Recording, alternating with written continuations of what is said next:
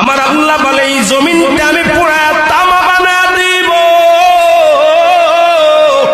এই জমিনের মধ্যে যত পানি আছে পানিগুলো আমি আল্লাহ পুরায়া ছাই বানা দিব।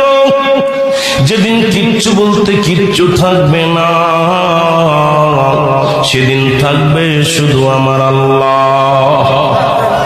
আজকে কার জন্য সুদ খাও, কার জন্য ঘুষ খাও, কার জন্য ব্যভিচার করো, কার জন্য অন্যায় করো রে মন, কার জন্য তোমরা এত বাদই করো।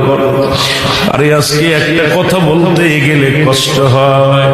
এই জমিনটা আল্লাহ পুরায়া তামা বানায়া দিবে। এই জমিনের মাটিগুলো পুড়ে হবে তামা। এই জমিনের যত পানি আছে পানিগুলো পুড়ে হবে ছাই। এই দুনিয়ার মধ্যে কিচ্ছু যেদিন থাকবে না, ওই তুরস্কের কত বাহাদুর, কত টাকাওয়ালা মিনিটের মধ্যে